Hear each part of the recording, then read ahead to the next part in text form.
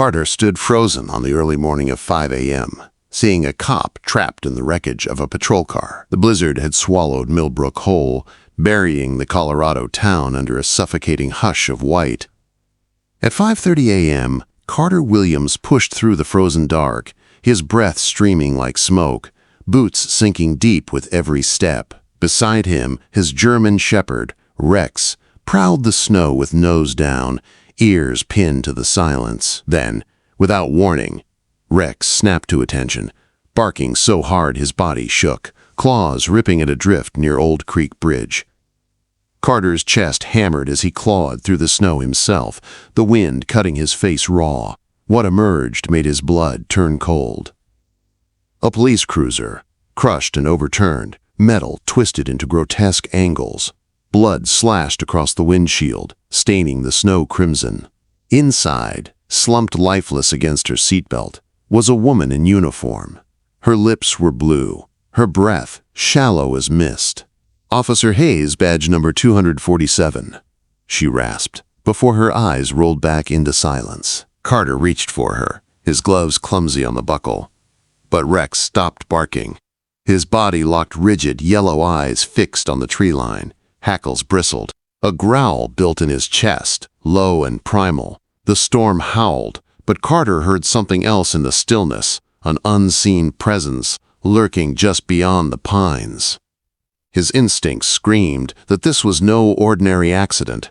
He yanked the door free with a shriek of metal, snow whipping around him, fear and duty colliding in his chest. Rex circled tight, snarling at shadows Carter couldn't see. The woman was slipping fast, her badge glinting faintly in the storm's glow. Carter had carried dying men before, but this time was different. This time, saving her might put his own family in the crosshairs. But before I take you deeper into this storm of betrayal and racism, hit that subscribe button, turn on the notification bell, and drop a comment with where you're watching from. Because what Carter was about to uncover that night wasn't just a rescue. The blizzard had swallowed the Colorado town whole, burying roads, fences, and roofs beneath a crushing weight of white silence. The wind carried a razor's edge that stung the skin and hollowed out the air, but Carter Williams pushed through it anyway. His boots sank ankle-deep with every step, breath fogging in the pre-dawn darkness, the leash of his German shepherd wrapped tightly around his gloved hand. Beside him, Rex moved with a steady determination, ears pricked forward, nose twitching, every muscle alert. At 5:30 in the morning, when most of Millbrook slept, Carter had grown used to being the only black man walking these roads. His small ranch house stood on the outskirts, far enough from the town square to keep him out of sight, but close enough that people's words always found their way back to him. The day before, he had stopped at the gas station on Main Street, his son Benny strapped into the back seat. Snow had already been piling on the roads, and Carter wanted to be safe rather than sorry. Inside, as he paid for fuel and a few supplies, he caught the whisper meant not to be heard. "Storm like this, some folks better stay put where they belong." The cashier chuckled, eyes flicking to Carter before shifting away, as though embarrassed by his own laughter. Carter had felt it in his chest like a familiar bruise. Not new, not surprising, but still sharp.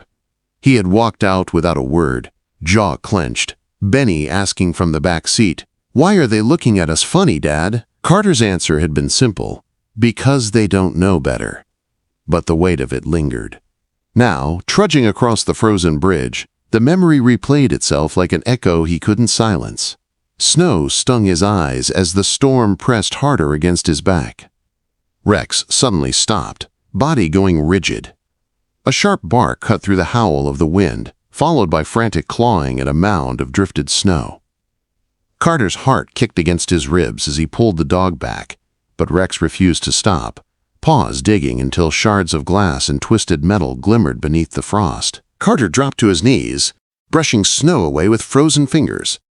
An overturned police cruiser lay half buried at the edge of the ravine, its frame crumpled, one door hanging open at a grotesque angle. Blood streaked across the windshield, stark and crimson against the white. He froze, the reality crashing down in waves. 1,000 thoughts hammered his mind all at once. He was a black man in rural Colorado, alone, with a police vehicle wrecked before him. The wrong eyes could twist this sight into something deadly for him. But Rex barked again, the sound urgent, commanding, snapping Carter out of his hesitation. He crawled closer, peering into the mangled driver's side.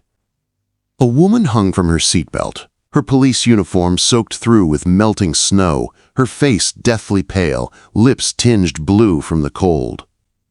Her eyes fluttered open as if drawn by some unseen thread, and her voice rasped out in fragments, chattering teeth fighting to form words.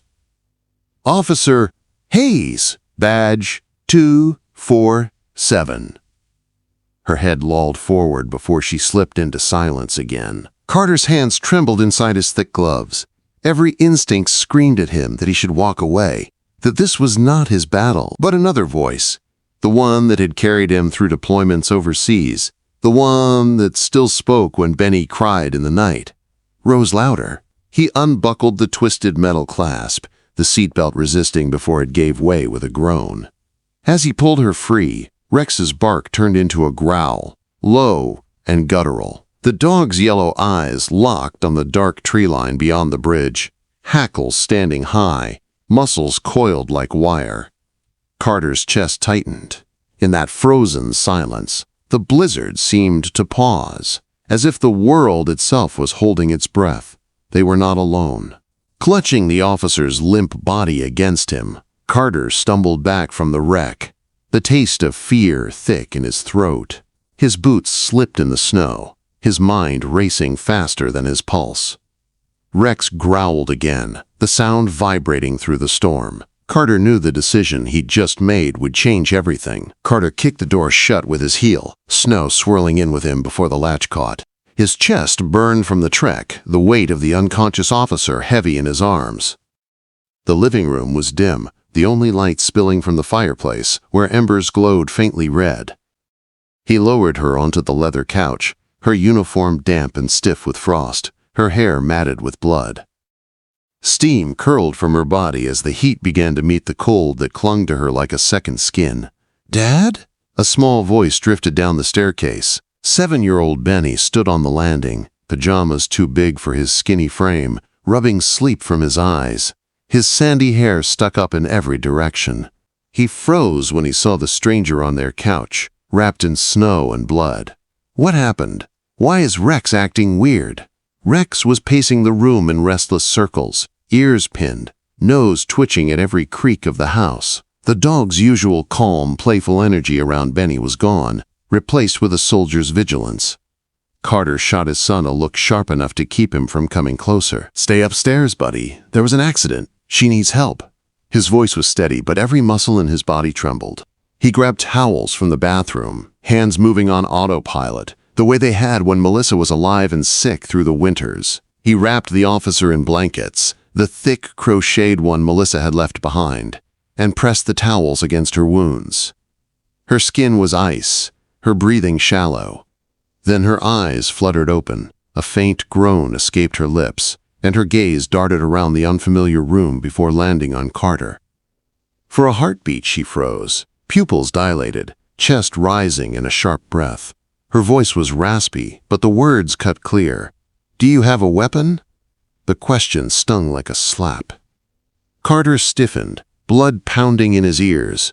Even now, after dragging her broken body out of the snow, risking his life for hers, her instinct was to see him as a threat. A black man, alone with her in the storm. The history of every sideways glance in Millbrook, every whispered word at the gas station, came rushing back in that moment. He bit down on the anger, tasting iron at the back of his throat, and forced his voice calm. "No, ma'am, you're safe here."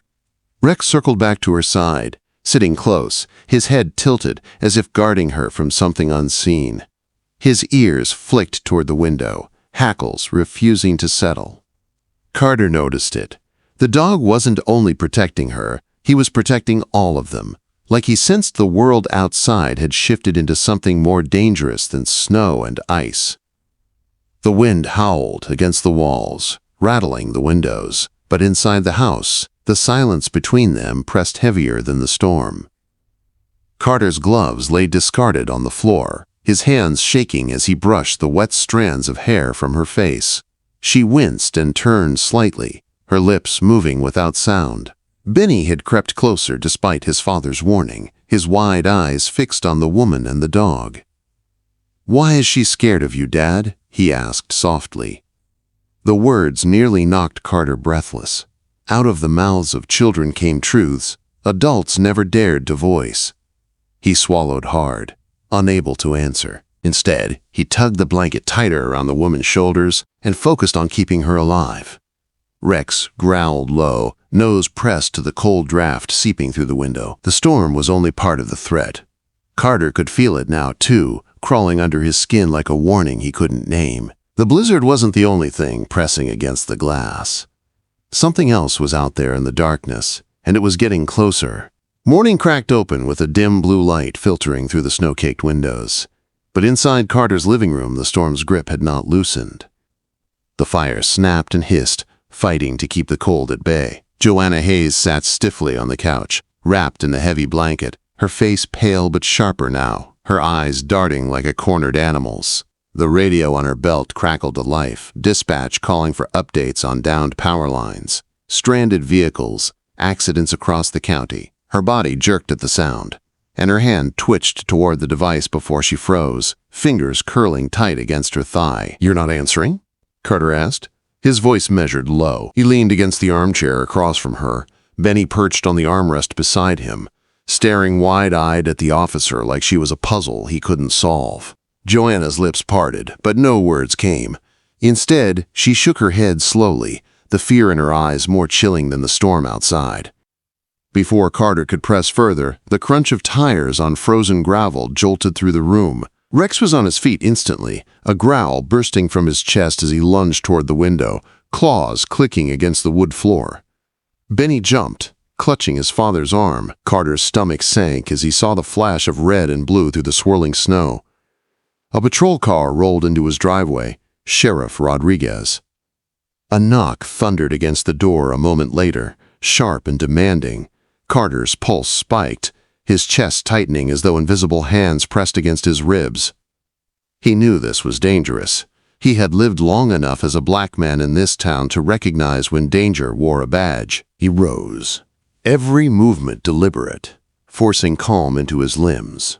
"Stay here," he told Benny, squeezing his son's shoulder before walking to the door. Rodriguez stood on the porch, broad-shouldered in his heavy coat, snowflakes clinging to his brimmed hat. His eyes swept past Carter before the man even invited him in, scanning the room with the cold thoroughness of a man who had already decided guilt. "Morning," Rodriguez drawled, stepping inside without waiting. "Heard about a cruiser wreck near Old Creek Bridge. Empty when we found it. Thought maybe you'd seen something, living this close."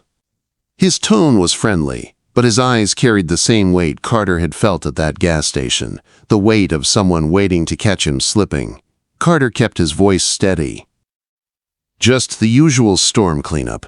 Rex and I stick close when it's this bad." The sheriff's gaze lingered on the damp footprints by the door, the second mug on the counter, the blanket tossed over the couch. Rex's growl deepened, vibrating through the floor, his fur bristling. Joanna had slipped into the kitchen at the sound of the knock, but Carter caught a glimpse of her pale knuckles gripping the doorway, her entire body rigid with fear. Rodriguez's eyes narrowed.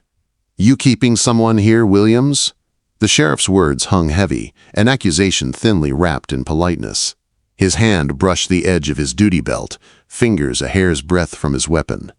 Carter's jaw clenched.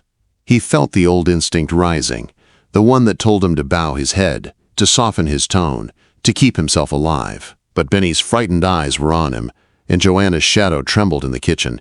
He stepped forward, blocking Rodriguez's view. "Just me and my boy, and you know Rex doesn't like strangers." The growling from the dog became a thunderous rumble, teeth flashing as he pressed against Carter's leg. Rodriguez didn't flinch, but his hand lingered at his holster, and for one breathless second, the storm outside seemed to still. Carter's heart pounded. One wrong word, one twitch, and everything could explode. He held the sheriff's stare, fire burning beneath the ice of his calm. Rex barked, the sound so loud it rattled the windows, shattering the fragile politeness of the moment. Rodriguez's eyes flicked toward the kitchen. Carter shifted his weight just enough to block the view, his body a wall between the lawman and the secrets trembling in the next room. The sheriff lingered a moment longer, suspicion written across every line of his face, before finally tipping his hat. "We'll be back to check in soon." When the patrol car disappeared into the storm, Carter turned back. Joanna was sitting at the kitchen table, face drained of color, hands shaking as Rex pressed against her legs for comfort. Her voice cracked as she whispered, "Not all cops can be trusted."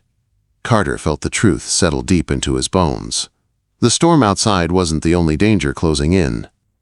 The real one had just walked through his door and promised to return. The storm raged through the night, but Carter's house held a fragile calm. The fire popped and hissed, shadows stretching long across the walls, while Joanna sat at the edge of the couch, her blanket sliding from her shoulders. She hadn't spoken much since Rodriguez left, only stared at the flames as if answers might rise out of the embers. Rex lay at her feet, head pressed to her knee, his steady presence the only thing keeping her tethered. Carter sat across from her, elbows on his knees, eyes sharp. He had carried too many secrets in his life to miss when someone else was choking on theirs. "You're hiding something," he said, his voice low but cutting. "That man, Rodriguez, you were more afraid of him than the wreck, more than the cold. Why?" Joanna's hand stilled on Rex's fur. For a moment, she didn't answer, her eyes glassy and distant. Then her shoulders trembled. "You wouldn't understand," she whispered. Carter leaned forward, firelight catching the tight lines around his mouth. "I'm a black man in this town. You think I don't understand fear? You think I don't know what it feels like to have someone look at you like you're guilty before you even open your mouth?" His tone flared, but beneath it was something raw, years of biting down his anger, years of silence. "Don't tell me what I wouldn't understand." Her lips parted, and the words came haltingly, each one dragged from the pit of her chest. 2 years ago, my husband was murdered." The room seemed to tilt. Carter's hands tightened into fists, but he didn't speak, didn't move, letting her keep control of the weight she was finally lifting. He was Detective Trevor Murphy, K-9 unit.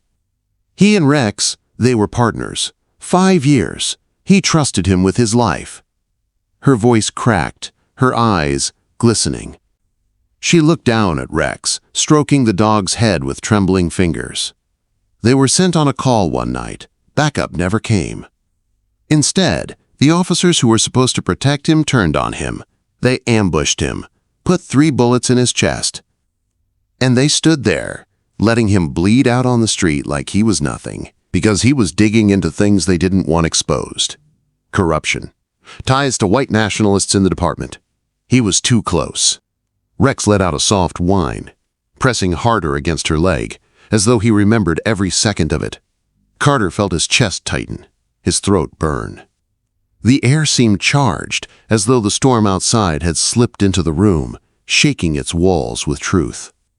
"They covered it up," Joanna continued, her words falling fast now, like water rushing through a crack in a dam. "Filed it as a botched drug bust," said Trevor made a mistake. Said Rex panicked. "They painted him as reckless, a liability. They retired Rex early. Said he was, too broken for duty. But that wasn't the truth. Rex tried to save him. He fought until his body gave out. He saw them kill his handler, and then they punished him for it." Her voice broke, and she buried her face in Rex's fur. The dog leaned into her, tail thumping weakly, his entire body humming with recognition. Carter watched, frozen as the pieces began to fall into place. The dog's unease with radios, his growling at uniforms, his unnatural bond with Joanna after only hours. This wasn't chance, this was reunion. "They warned me," she whispered, voice muffled. "Told me if I spoke up I'd end up like Trevor. I kept quiet. I thought I could bury it. But last night, when I was driving through the storm, I saw headlights in my mirror that didn't belong. I thought maybe it was the weather that sent me off the road. But no, they forced me off. They want me gone. Rodriguez is one of them." The silence that followed was thick and suffocating. Benny had slipped down the stairs without Carter noticing, his small frame perched on the last step, his wide eyes locked on Joanna. "Your husband, he was a good guy?" the boy asked softly, innocence piercing through the heaviness. Joanna lifted her head, tears streaking her pale cheeks, and managed a trembling smile. "The best. He believed in protecting people. All people." Rex wagged his tail, pressing closer against her as if he could fill the void Trevor had left. Carter's throat tightened. He had carried wounded soldiers before, watched them bleed in foreign sand, but nothing compared to this, the unraveling of a truth too jagged to bear. "You understand now?" Joanna's eyes finally lifted to meet Carter's, the pain in them sharp as broken glass. "Why I can't trust them? Why I couldn't answer that radio?" "They're not looking for me to save me. They're hunting me to finish what they started." Carter leaned back, the weight of her confession pressing hard against his chest. For a long moment he stared into the fire, the flames clawing upward like they were reaching for air. His mind churned. If what she said was true, and every instinct told him it was, then bringing her into his home had just painted a target on his back. On Benny's back. He glanced at his son, who had now crossed the room and sat cross-legged on the rug beside Rex, his small hands petting the dog gently. "What was his name? Your dog before Rex?" Benny asked. Joanna's lips curved into the faintest of smiles, though her eyes glistened. "Bruno. His name was Bruno. He was loyal, protective, just like Rex." At the name, Rex's ears twitched, and he leaned into her more insistently, tail sweeping the floor. It was as if he knew, as if he remembered. The fire popped, sending sparks upward, and Carter felt a chill slice through him. He could see the picture forming clearly now, a murdered detective, a widow running from killers wearing badges, and a dog carrying scars deeper than fur. The storm rattled the windows, but Carter's house felt smaller now, walls closing in with danger. The truth Joanna had unleashed was bigger than both of them, bigger than the blizzard outside. And now it lived inside his home, where his son slept and laughed and trusted him to keep the monsters away. Carter exhaled slowly, eyes sharp, heart pounding with fire. He had survived war zones, racism, and grief. But this storm of corruption and truth was about to test every ounce of fight left in him. And for the first time since Melissa died, he wasn't just fighting for survival. He was fighting for justice. The storm had calmed by dawn, but the silence it left behind carried its own menace. The snow outside glittered under a pale sun, a landscape too calm, too clean, as if mocking the storm inside Carter's chest. He stood by the window, watching the horizon, Rex pressed firm against his leg. Joanna sipped coffee at the table, her hand trembling despite the heat of the mug. Benny sat beside her, legs swinging, tracing shapes in the condensation of the window pane. The air was tight, waiting for something none of them wanted to name. The crunch of tires broke the silence. Carter's pulse surged before the sound even reached his ears. A patrol car crawled up the driveway, then another behind it. His stomach turned cold.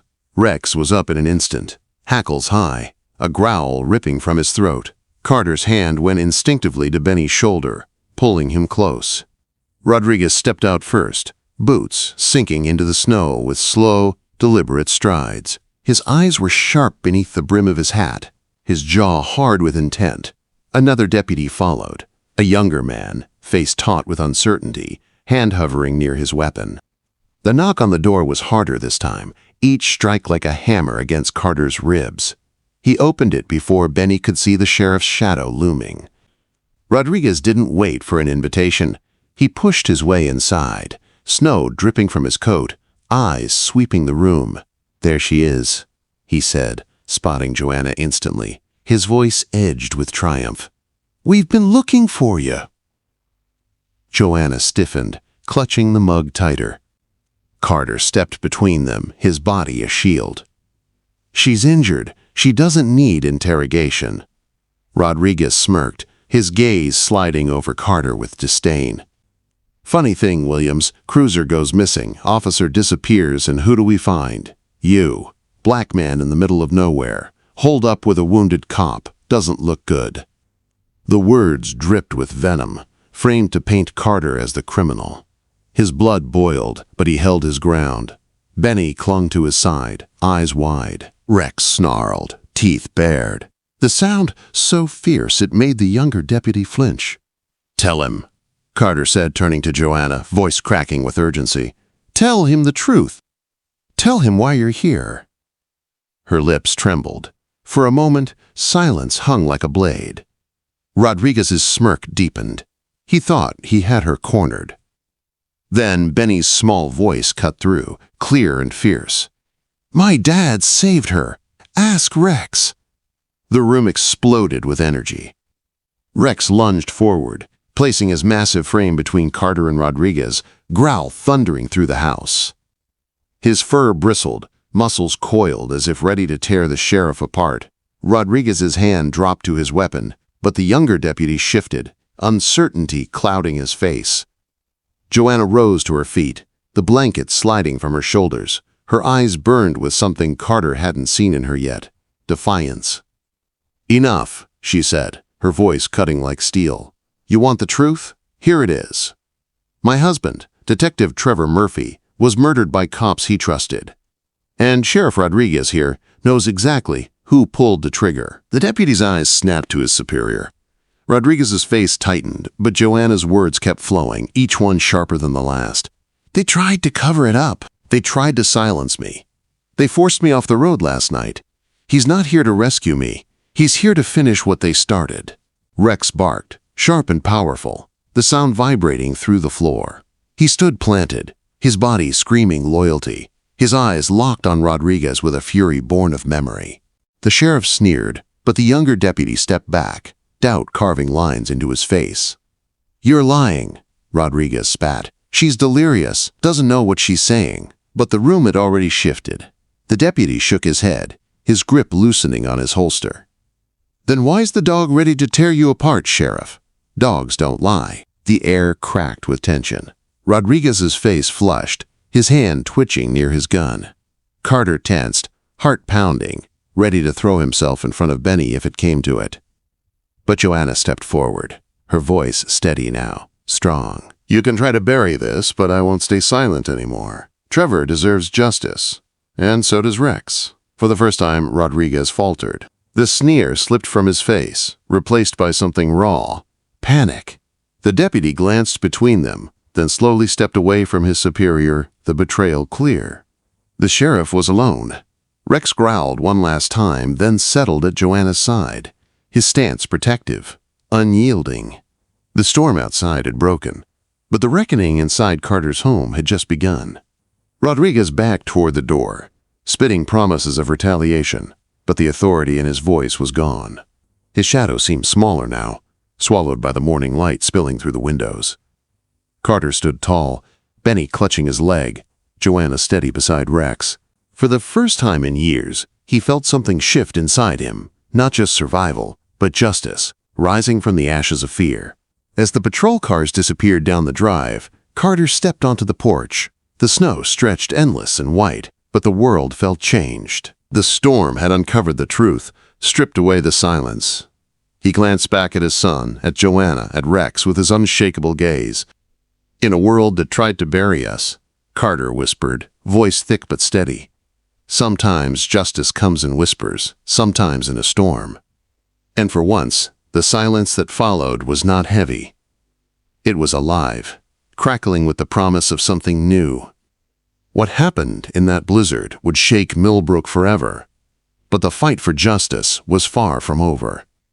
If you think Carter made the right choice risking everything for Officer Hayes, smash that like button, hit subscribe, and drop a comment below. Because the next part of this story will leave you questioning who you can really trust when the snow clears.